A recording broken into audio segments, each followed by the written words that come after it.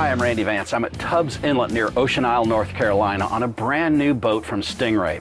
Now, Stingray is a brand that I've been tracking for over 20 years.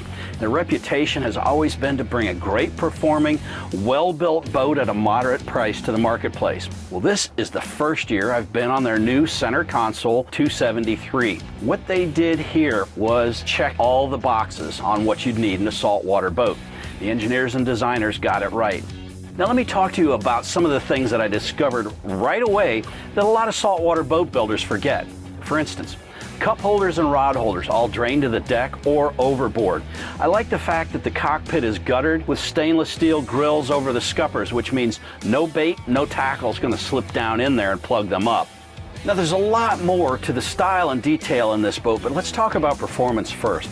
The first thing you'll notice about this 27-foot 11-inch boat, it's got an 8.5-foot beam and an extremely solid ride. You can thank Stingray's Z-plane hull for that. It's a special design that gives the boat plenty of lift, plenty of stability, and good performance. Now, the solid ride of this hull can be attributed to Stingray's unique vacuum infusion system. Fiberglass and foam-filled stringers are integrated right into the hull system through the vacuum infusion process, and it gives it a great solid ride. You've also got a hard top over the helm, and that's integrated right into the console. I like that system because it saves deck space for easy passage, and it just makes a much more solid connection between your hard top and your deck. Now, another impressive thing about the 273cc is the comprehensive standard list. For one, you have a 12-inch Garmin display on the dash that's standard. We also have an optional one on the starboard side. You've also got a standard windlass on the boat, 15-gallon standard live well, and an optional 35-gallon live well on the leaning post. Another helpful standard is the vessel view display in the hardtop. That also gives you backup navigation. Another good standard on board is the zip wake. That automatically levels the load as your crew moves around or you take the wind or the waves on a different angle. Now, when you look at the console dash, you'll notice something missing. That's toggle switches and push buttons. That's because of another great standard on this boat. That is digital switching.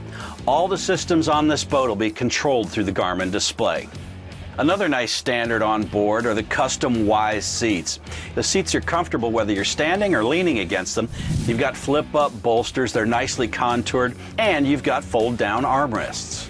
Now, as you move forward, you're going to appreciate the stainless steel grab rails, and they're tucked down in a little recess so they don't interfere with your fishing.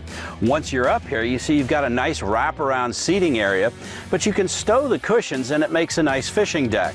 If you like, there's an optional platform to put in between that expands your fishing deck or makes the area into a sun pad. Now, the bolsters are extremely comfortable to lean back against. And for the forward-facing lounges, you've got wraparound bolsters that are built in a way that they don't have to be removed and stowed. Now, as you look around the area, you'll find some more small touches that really make the boat. I like the stone look trim around the cup holders. You've also got power points for phone chargers and LED courtesy lighting. Another unexpected feature on this 27-foot boat is the dual lounge on the front of the console. Lift it up and you've got a coffin box with plenty of storage underneath, and should you use it for a fish box, it drains to a sump that goes overboard. Another nice feature for the comfort of your passengers is the compartment below the helm. It features a pump-out toilet, a freshwater sink, and it's nicely trimmed in a Corian surface. Now, you may think you've seen all the seating options on board, but you haven't. Follow me aft. Now, back here, you've got two large seats on the back of the leaning post and a pull-out transom seat that's almost big enough for 3 people. Now, we've talked about performance, comfort, and a little bit about fishing, including the live wells. But let's come back and cover some of the fine points there. There's 4 shotgun rod holders in the transom, plenty of gunnel rod holders in the sides, and underneath the gunnels, you've got rod hangers, 3 on each side. Another nice touch is the heavy-duty tow rail. That means you can hook your toes under it, lean out to gaff a fish, and be secure. Now, if you're fishing for big game, you've got a transom door here that gives you plenty of access to drag your fish right into the fish box. Another thing you'll appreciate is the wide transom platform. The way the boat's rigged, you can walk from port to starboard and back and not trip over any of the rigging. In the starboard side of the leaning post, you've got tackle storage, and on the port side, you've got trash. Now Stingray makes the maintenance operations on this boat very easy. You've got battery switches on the front of the leaning post, a large trap door that gives you access to the batteries. In the center of the deck, you've got a large hatch that gives you access to all your pumps and your fuel filters. If you need another access point, you go to the plates in the transom behind the boat. For the convenience of operating the boat, you've got fuel fills on both the port and starboard side of the boat.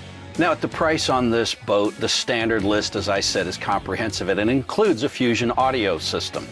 You've got an optional joystick steering system, and I'd want to think about that if I were you, because it's great for station keeping and easy docking. The 273cc is a well-equipped boat that performs well and it'll fish the way you want to. I'm Randy Vance on the Stingray 273cc.